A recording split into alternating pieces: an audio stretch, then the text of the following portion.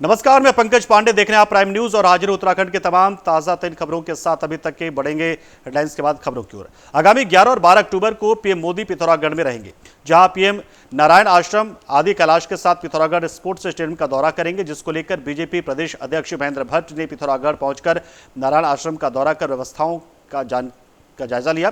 PM जोलीकांग आदि कैलाश के दर्शन करने के बाद जनसभा को संबोधित करेंगे।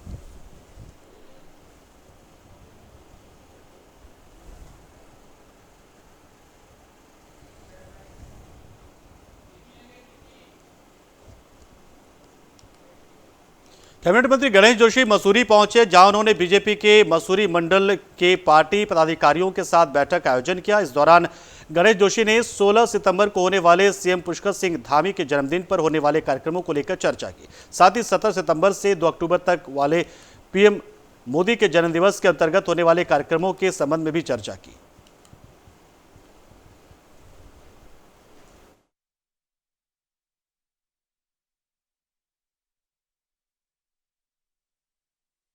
पुष्कर सिंह धामी जी का जन्मदिन है, जिस पर कई कार्यक्रम यहाँ पर आयोजित किए गए हैं। कहीं सफाई अभियान चलाया जा रहा है, कहीं मिष्ठान वितरण का कार्यक्रम है, कहीं उनकी दीर्घायु के लिए महिला मोर्चा द्वारा सुंदरकांड पाठ का आयोजन किया जा रहा है। वहीं 17 तारीख को देश के प्रधानमंत्री, जो भारत के नहीं विश्व के नंबर 1 नेता है, जिन्होंने G20 की अध्यक्षता करके एक मिसाल पेश की है और आज पूरा विश्व उनके सामने नतमस्तक है। आज सबसे ज़्यादा विश्व के अगर लोकप्रिय नेता हैं तो देश के प्रधानमंत्री नरेंद्र मोदी जी हैं।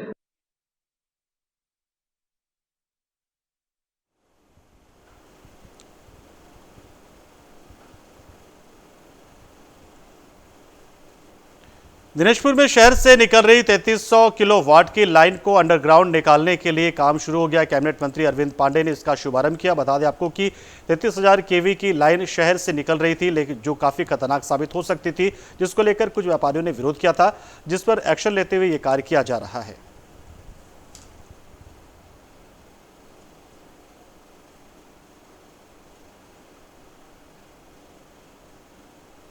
विभाग के अधिकारियों का धन्यवाद देता हूं कि पहले ये 33,000 केवीए की लाइन ओपन निकलनी थी।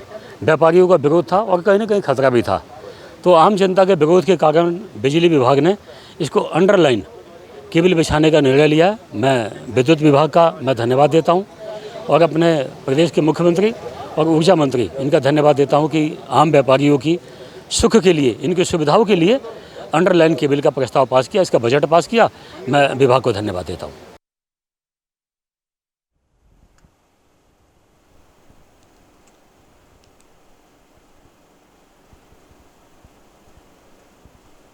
सनातन धर्म को लेकर चल रही राजनीतिक बयानबाजी से नाराज संतों की सर्वोच्च संस्था अखाड़ा परिषद यूपी में होने वाले आगामी प्रयागराज कुंभ में किसी भी ऐसे राजनेता को प्रवेश करने नहीं देगी जो सनातन धर्म के खिलाफ आग उगल रहे हैं। हरिद्वार में अखिल भारतीय अखाड़ा परिषद के अध्यक्ष रविंद्र पुरी ने कहा कि सनातन पर तरह तरह की टिप्पणी करने वाले लोग कुंभ में घुस न पाए, इसके लिए भी तमाम प्रयास किए जाएंगे।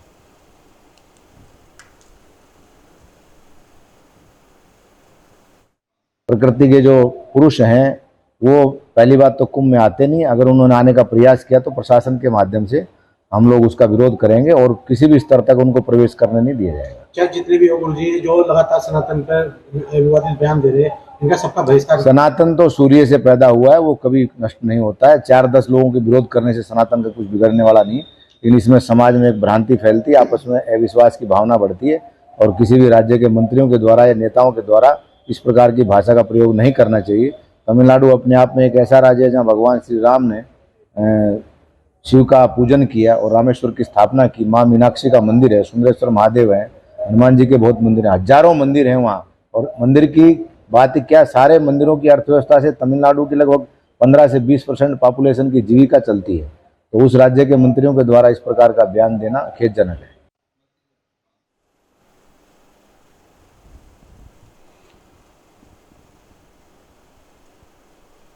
देहरादून में मेरी माटी मेरा देश अभियान के तहत अमृत कलश यात्रा कार्यक्रम के जनपद में आयोजन को लेकर मुख्य विकास अधिकारी झरना कमठान ने अपने कार्यालय कक्ष में रेखीय विभाग के संबंधित अधिकारियों के साथ बैठक कर कार्यक्रम को सफल बनाने के लिए आवश्यक दिशा निर्देश दिए। उन्होंने 30 सितंबर तक सभी ग्राम पंचायतों और वार्ड के प्रत्येक घर से मिट्टी और चावल एकत्रित कर कलश में रखने की बात कही, जिसके लिए उन्होंने जिला पंचायत राज अधिकारियों और संबंधित अधिकारियों को रोस्टर बनाकर कल से ही कार्यक्रम आयोजित करने और कार्यक्रमों में स्थानीय जनप्रतिनिधियों को आमंत्रित करने और स्थानीय परंपरा और लोक संस्कृति के तहत आयोजित करने के निर्देश दिए।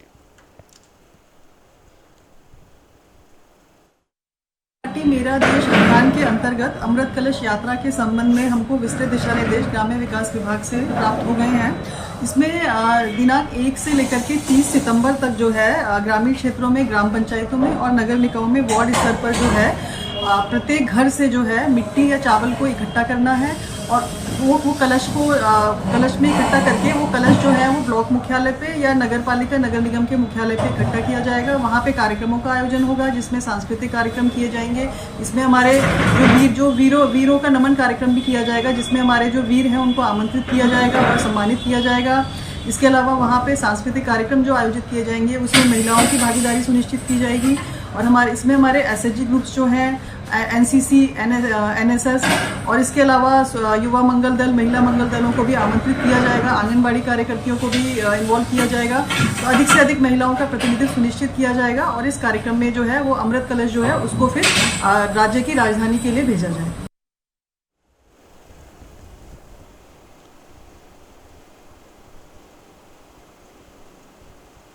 रुड़की में पीड़ित के साथ अभद्रता का आरोप लगाते हुए भीम आर्मी के सैकड़ों कार्यकर्ताओं ने मंगलौर दिल्ली हरिद्वार मार्ग पर पुलिस मुर्दाबाद के नारे लगाते हुए जमकर प्रदर्शन किया।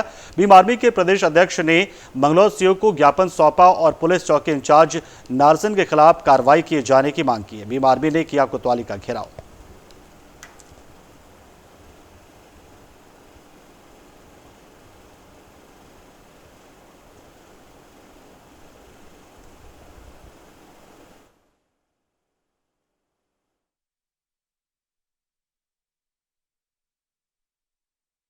तो उस आधार पे जब गए तो वहाँ चौकी पे काम वगैरह चल रहा है, जहाँ तक चौकी इंचार्ज का कहना है काम चल रहा था, तो वहाँ चेयर वगैरह नहीं थी। तो इस बात को लेके वहाँ इस नगला गोयल के प्रकरण और इस बात को लेके उनकी कुछ नाराज़गी थी। उस नाराज़गी के उसमें वो आज आए थे, ज्ञापन दे गए हैं और उसमें जाँच हो जाएगी, जो भी उचित कार्रवाई होगी उससे अवगत कराया है।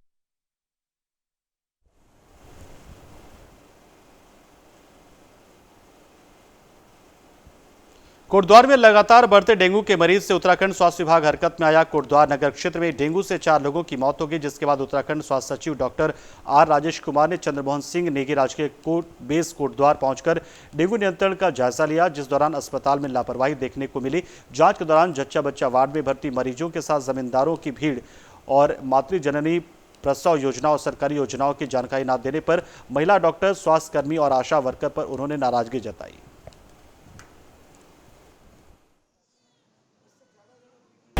देखिए, आज कोटद्वार सब डिस्ट्रिक्ट हॉस्पिटल का निरीक्षण किया गया। बेसिकली उद्देश्य ये था कि यहाँ पे जितने भी डेंगू के केसेस हैं और पेशेंट्स के साथ इंटरेक्ट करना और डेंगू मैनेजमेंट यहाँ पे कैसे हो रहा है, हॉस्पिटल एडमिनिस्ट्रेशन द्वारा डेंगू मैनेजमेंट किस तरीके से किया जा रहा है, उसको मौके पे जांचना परखना, ये उद्देश्य था मेरा। डेंगू पेशेंट्स के साथ जो सस्पेक्टेड डेंगू पेशेंट्स हैं उनके साथ मैंने इंटरेक्शन भी किया और ये जानने की कोशिश की कि ट्रीटमेंट वगैरह ठीक चल रहा है या नहीं चल रहा है।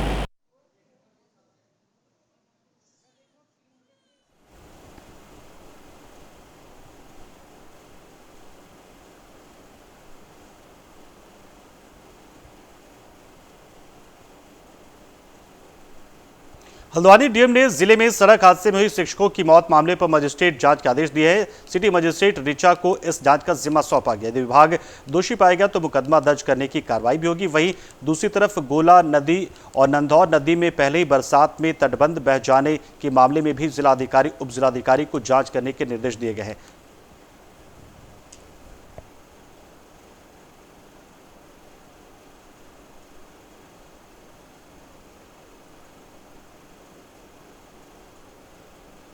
सड़क पिछले दो दिन पहले एक दुर्घटना हुई है जिसमें ये खबरें समाचार पत्रों के माध्यम से प्रकाशित हुई है कि सड़क के गड्ढे के कारण एक व्यक्ति की जो है मृत्यु हो गई है। उसमें मजिस्ट्रेट जांच का हम लोगों ने ऑर्डर किया है। मजिस्ट्रेट जांच में यदि ये लापरवाही विभागीय सामने आती है तो संबंधित विभाग पर सख्त कार्रवाई करी जाएगी।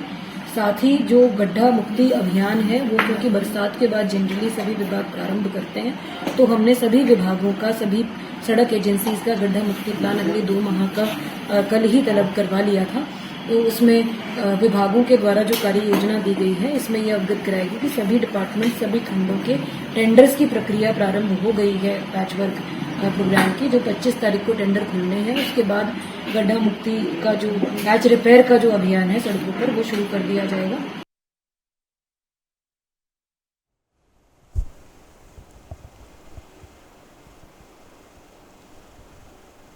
कोटद्वार में छात्रों के 2 गुटों के बीच खूनी संघर्ष हुआ। आगामी छात्र संघ चुनाव को देखते हुए एसएसपी पौड़ी श्वेता चौबे ने अपने अधीनस्थों को अलर्ट रहने के निर्देश दिए हैं। गुरुवार को पौड़ी के मासिक अपराध मीटिंग के दौरान एसएसपी ने खासकर कोटद्वार, पौड़ी और श्रीनगर छात्र संघ चुनाव को लेकर थाना प्रभारियों के साथ ही क्षेत्राधिकारियों और एलआईयू को भी मुस्तैदी के साथ ड्यूटी करने के निर्देश दिए हैं ताकि छात्र संघ चुनाव शांतिपूर्वक तरीके से संपन्न कराया जा सके।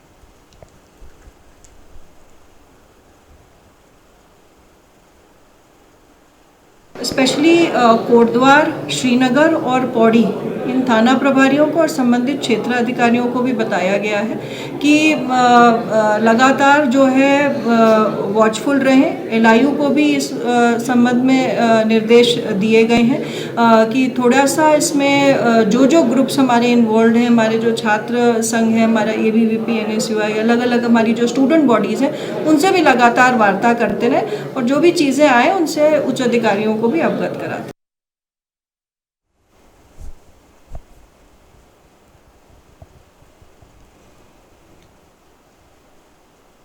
मसूरी मासोनिक लॉज पर जिला प्रशासन और मसूरी देहरादून विकास प्राधिकरण ने बड़ी कार्रवाई करते हुए मासोनिक लॉज में नवनिर्मित 3 मंजिला में करीब 40 फ्लैट्स को सील कर दिया है। वहीं मासोनिक लॉज में चल रहे अवैध निर्माण को भी रोक दिया गया है। मसूरी एसडीएम नंदन कुमार के निर्देश के बाद मसूरी देहरादून विकास प्राधिकरण के सहायक अभियंता अभिषेक भारद्वाज के नेतृत्व में ये कार्रवाई की गई। इस दौरान 40 फ्लैट के सामने पीली बिल्डिंग डिमरी निवासी से सटाकर किया जा रहा अवैध निर्माण को भी रोक दिया गया।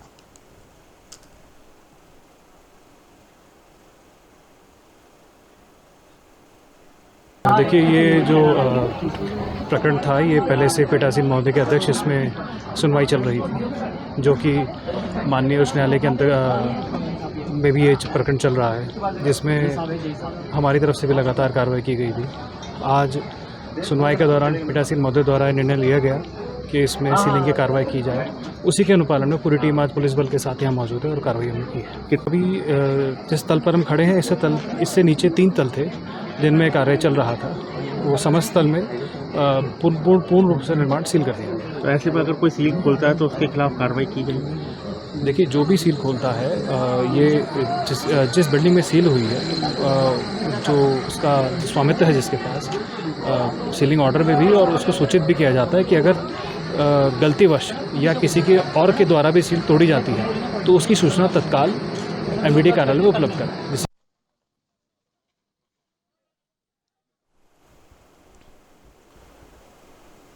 रुड़की के मोहनपुरा क्षेत्र में भारी बरसात के चलते एक विकलांग महिला का मकान गिर गया था। मकान गिर जाने के बाद महिला के पास रहने के लिए कोई जगह नहीं बची, तो प्रशासनिक अधिकारियों ने महिला और उसके परिवार को पास ही एक स्कूल में रहने के लिए स्थान दे दिया और जल्दी महिला को सरकार की सूचित मुआवजा दिलवाने का आश्वासन दिया गया था। वहीं जब स्कूल में पढ़ाई शुरू हुई तो महिला को स्कूल से अपना सामान उठाना पड़ा, जिसके बाद महिला ने अधिकारियों से गुहार लगाई कि ऐसी स्थिति में मकान निर्माण में मदद की जाए। इनके हालात के बारे में पता चला कि इनके पिछले दिनों में इस बरसात के चलते, इस आपदा के चलते जो इनके हालात हुए हैं, घर से बेघर हो गए, स्कूल में रह रहे थे, स्कूल से निकाल दिया, ये एसडीएम के पास गए तो वहाँ से इन्हें कोई आश्वासन पक्का नहीं मिला। एक बार इनके लिए कुछ कराया गया, उसके बाद अब कुछ नहीं है। ये अपने हालात से कैसे जूझ रहे हैं ये सिर्फ इन्हें पता है। तो मुझे आज मालूम पड़ा कि इनके हालात ऐसे हैं, तो मैं इधर मीडिया को लेके आया और मैं उम्मीद करूंगा कि आपके चैनल के माध्यम से इनके लिए हेल्प पहुंचे, इनकी मदद की जाए, क्योंकि ये बेचारे बेसहारा है, विकलांग है ये खुद भी और इनका बेटा भी, और जो इनका पति है वो 300 रुपये की मजदूरी करता है। अब 300 रुपये में या तो ये कमा ले या अपना घर बना ले। मेरा नाम है संगीता, मैं घर से परेशान हूँ। मेरा मकान गिर गया, मुझे 6,000 रुपया दिया। 6,000 में दीवार के लिए 6,000 रुपया मिलकर बोला। फिर मेरे 6,000 से मुझे कोई वो नहीं हुआ। मेरा बच्चा विकलांग है, मैं भी खुद विकलांग हूँ।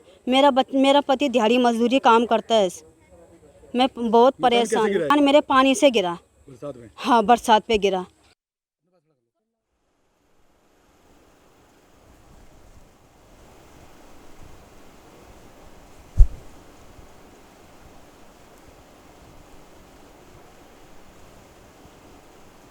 चमोली के गैरसैंण ब्लॉक के टैटूड़ा क्षेत्र में लगातार भारी बारिश हो रही है, जिस वजह से माइथन मेलचोरी सड़क टैटूड़ा के समीप 50 मीटर सड़क मार्ग क्षतिग्रस्त हो गया और लोगों के घरों और गौशालाओं में मलबा और पानी घुस गया। वहीं सड़क क्षतिग्रस्त होने से जाम भी लग गया, जिसके लिए मौके पर प्रशासन पहुंचे और सड़क मार्ग खोलने का काम किया गया।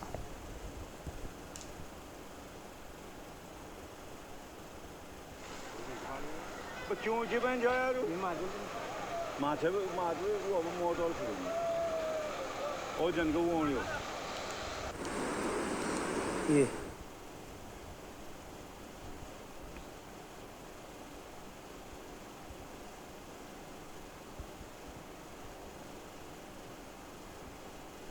देहरादून में हो रही बारिश के चलते मौसम विभाग ने पूर्वानुमान जारी किया। मौसम विभाग की माने तो आने वाले 2 से 3 दिनों तक पूरे प्रदेश भर में बारिश रहने का अनुमान है। वहीं राजधानी देहरादून समेत मैदानी इलाकों में भी बारिश के चलते तापमान में गिरावट दर्ज की जा सकती है। मौसम विभाग के निदेशक विक्रम सिंह ने कहा कि पूरे प्रदेश भर में आने वाले 2 से 3 दिनों तक मौसम बदला रहेगा। वहीं पहाड़ से लेकर मैदान तक हल्की से मध्यम बारिश देखने को मिल सकती है। ऐसे में कहा जा सकता है कि सितंबर के आखिरी सप्ताह में हो रहे मानसून की विदाई से पहले पूरे प्रदेश भर में हल्की से मध्यम बारिश देखने को मिल सकती है, जिससे कि आम जनमानस को काफी राहत मिलने की उम्मीद है। 17 तारीख तक के लिए अगर बात करें तो जो एक्टिविटी हो रहेगी और उसमें अनेक जगहों तक में आप कह सकते हैं जो हल्की से मध्यम बारिश हो अभी मिलेंगी 3 से 4 दिन में। और एका दुक्का जो हैवी रेन है, जैसे बागेश्वर है या इसी तरह देहरादून है और इधर नैनीताल देख लें, तो इन डिस्ट्रिक्ट में एका दुक्का जगहों में हैवी रेन्स की भी इस दौरान संभावना रहेगी। और जो इंटेंस शावर वगैरह है वो थोड़े बहुत मिल ही रहे हैं, तो इसलिए उसके लिए भी जो है येलो वार्निंग वो थोड़ा रखा गया है। तो हालांकि बहुत ज़्यादा एक्टिविटी नहीं है, नियर नॉर्मल एक्टिविटी है ये जो मिलती है इस दौरान जो है। और 17 के बाद आप देखेंगे कि जो एक्टिविटी है थोड़ी 3-4 दिन के लिए वो कम हो जाएगी। उसमें आइसोलेटेड टाइप आप कह सकते हैं रहेगी, धूप निकलेगी, है ना। और आगे भी जो ऐसा अभी जैसे अभी सितंबर में एक्टिविटी कम तो हो जाती है, लेकिन ओवरऑल देखें अभी तक जो है जो मानसून है अभी सितंबर मंथ की अगर बात करें तो -21% आज की डेट में हमारा है।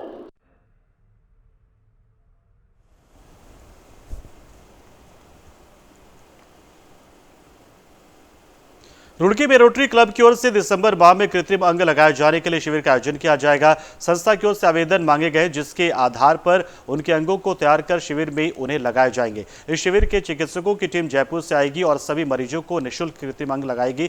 कृत्रिम अंग लगाने के बाद चिकित्सकों की ओर से 3 दिवसीय प्रशिक्षण दिया जाएगा। इसके साथ ही बाहर से आने वाले लोगों को छुड़वाने की व्यवस्था भी रोटरी क्लब करेगा।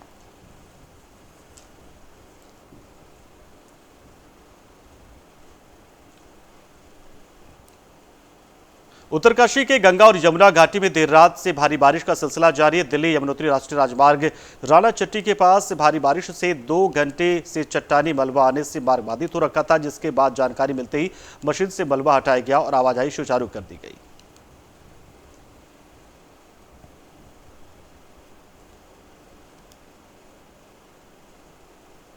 उत्तरकाशी में कार से अपने गांव जा रहे परिवार पर एक पत्थर अचानक गिर गया, जिससे कार में सवार 5 लोगों में से 3 की मौके पर ही मौत हो गई, तो वहीं 2 को इलाज के लिए अस्पताल में भर्ती कराया गया है।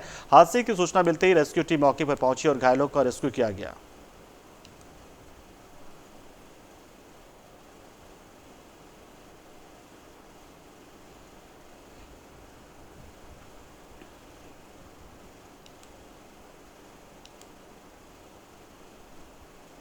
हरिद्वार के कनकल में हुई बुजुर्ग की हत्या का पुलिस ने खुलासा कर दिया, जहां एसएसपी प्रमेंद्र सिंह डोभाल ने प्रेस कॉन्फ्रेंस कर पूरा हत्याकांड का खुलासा करते हुए 4 आरोपियों को गिरफ्तार करने की बात सामने रखी। एसएसपी ने बताया कि क्षेत्र में ही 4 युवकों ने लूट के इरादे से सेवाश्रम चलाने वाले 77 वर्षीय बुजुर्ग को निशाना बनाया था, जहां लूट में नाकामयाब रहने पर आरोपियों ने बुजुर्ग की गला रेतकर हत्या कर दी। पुलिस ने चारों आरोपियों को गिरफ्तार कर कोर्ट में पेश कर जेल भेज दिया है।